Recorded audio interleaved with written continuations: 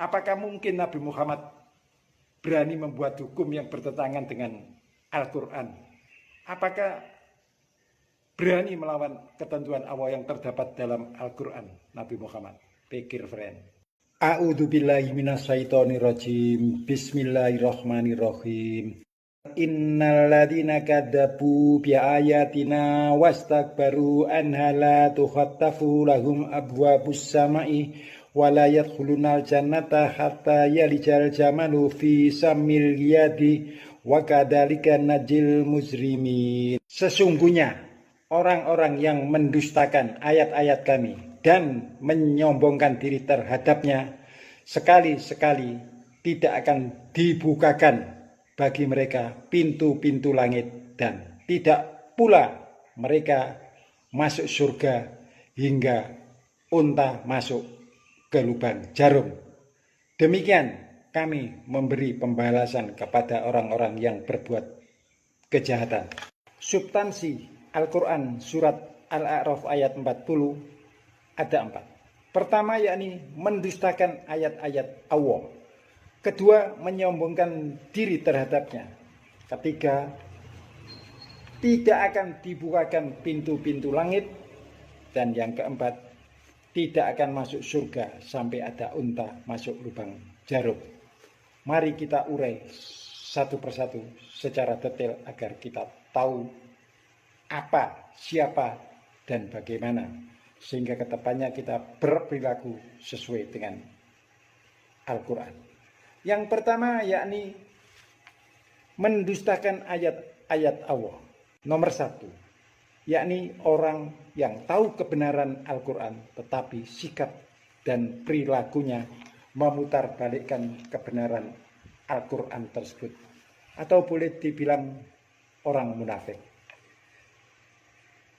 Nomor 2, yakni orang yang tahu kebenaran tetapi mencampur adukkan dengan kebatilan, atau singkatnya orang musyrik.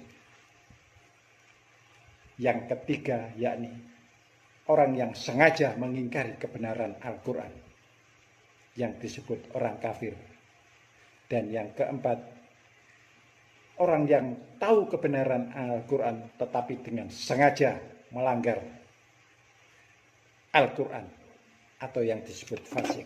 Dan yang kelima yakni orang Islam yang tidak mau dan tidak bersedia hidup serta berkehidupan sesuai Al-Quran. Kondisi ini sebagaimana dikuatkan di Quran surat 5 ayat 10 dan Quran surat 20 ayat 124. Yang kedua yakni menyombongkan diri terhadapnya. Maksudnya terhadap Al-Quran, merupakan orang yang sikap dan perilaku dan mindsetnya menganggap bahwa pendapat manusialah yang benar, Al-Quran salah, sehingga tidak akan mengikuti semua yang tertulis dalam Al-Quran dengan perilaku sesuai dengan pendapatnya dan atau mungkin sesuai dengan hawa nafsunya. Yang ketiga yakni tidak akan dibukakan pintu-pintu langit. Maksudnya tidak akan dapat rahmat, syafaat, dan pertolongan dari Allah. Dan amalan-amalan mereka tidak dinilai, tidak diterima, hilang, musnah, dan tidak memberi manfaat pada diri orang tersebut saat hari perhitungan. Dan yang keempat yakni tidak akan masuk surga sampai ada unta masuk lubang jarum. Ini artinya orang tersebut abadi di neraka dan tidak akan dipindahkan ke surga. Allah Subhanahu wa taala dalam Al-Quran surat 7 ayat 40 menetapkan satu hukum bahwa orang-orang yang munafik, musyrik, kafir, dan fasik serta orang-orang yang mengingkari Al-Quran sampai akhir hayatnya, maka tempatnya neraka dan abadi.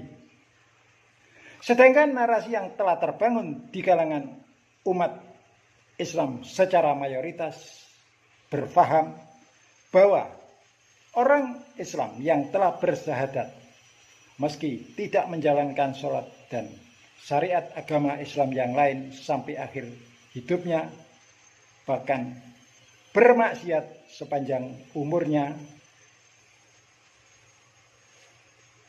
jelang kematian tiba belum bertobat, maka tetap masuk surga. Tetapi akan dimampirkan ke neraka dulu untuk dicuci dosanya, setelah bersih baru akan dipindah ke surga.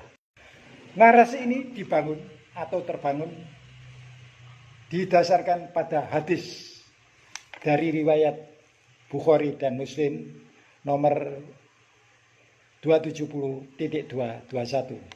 Akan saya bacakan langsung bahasa Indonesia. Dari Abu Sa'id Al-Khudri, dari Nabi Muhammad SAW, ia bersabda, penghuni surga akan masuk surga dan penghuni neraka akan masuk neraka. Kemudian Allah Ta'ala memerintahkan, keluarkanlah dari neraka orang-orang yang hatinya ada iman sebesar biji sawi. Maka dikeluarkanlah mereka dari neraka yang warna badannya sudah benar-benar hitam, lalu dimasukkan ke dalam sungai kehidupan, dan lalu tumbuhlah mereka seperti biji yang tumbuh setelah air bah. Adakah engkau tidak melihatnya? Sungguh ia keluar berwarna kuning yang melilit. Itu bukti narasi yang didasarkan pada hadis. Tapi ada orang-orang yang kedua, dia orang yang baik tapi kadang-kadang berbuat jahat. Bukankah itu kebanyakan orang ya? Kebanyakan orang, Oke. skenario ini. Nah, maka menurut Al-Quran, mereka ditempatkan dalam neraka dulu. Masuk neraka. Dalam tanda kutip tadi, dicuci sampai habis dosa-dosanya. Oke. Lalu kemudian dia baru masuk surga. Oke. Untuk eternity. Apakah semua orang Islam ini nanti masuk surga? Masuk surga. Walaupun tidak beriman, tetap masuk surga. Itu kepercayaan kita. Ada orang yang maksiat, orang tak sholat, orang yang tidak ibadah, apakah dia masuk surga? Selagi dia Islam, dia tetap masuk surga. Tapi dicuci dulu di neraka. Orang muslim yang berbuat dosa dan meninggal tidak sempat taubat menjadi penyebab mereka masuk neraka, ini hanya sebatas sampai bersih dosa-dosanya. Setelah dosanya bersih, maka dia akan masuk ke dalam surga. Hadis tersebut bukan firman dari Allah, karena Allah tidak mungkin berfirman yang saling bertentangan, yakni antara Al-Quran dengan hadis. Tidak mungkin Allah membuat satu ketentuan yang saling berlawanan. Kalau dikatakan dari Nabi Muhammad, pasti bukan dari Nabi Muhammad, karena Nabi Muhammad itu sami'na wa ata'na, mengikuti sesuai yang diwahyukan. Bismillahirrahmanirrahim. In attabi'u illa ma yuha ilayya qul hal yastawil a'ma wal basiru afala tatafakkarun. Aku tidak mengikuti kecuali apa yang diwahyukan kepadaku. Apakah sama orang yang buta dan yang melihat? Apakah Anda tidak berpikir, friend? Pada kondisi yang demikian, maka kita sebagai umat Islam yang paham akan Al-Quran sebaiknya mengikuti Al-Quran. Sedangkan bagi para penceramah dan orang-orang yang mengupload ulang kembali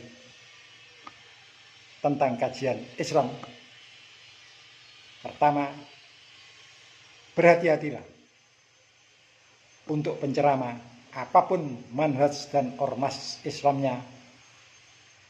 Sebelum bernarasi, silakan dan sebaiknya cross check dengan Al-Quran agar tidak menyesatkan umat dan menimbulkan jariah dosa kepada penceramah yang berakibat fatal. Salah satu buktinya yakni kebanyakan sekarang umat Islam perilakunya sembrono, yakni mereka banyak lalai bergelimang dosa karena kemungkinan mendengar atau sudah berfaham sebagaimana hadis yang dinarasikan tersebut. Sorry bro. Wassalamualaikum warahmatullahi wabarakatuh.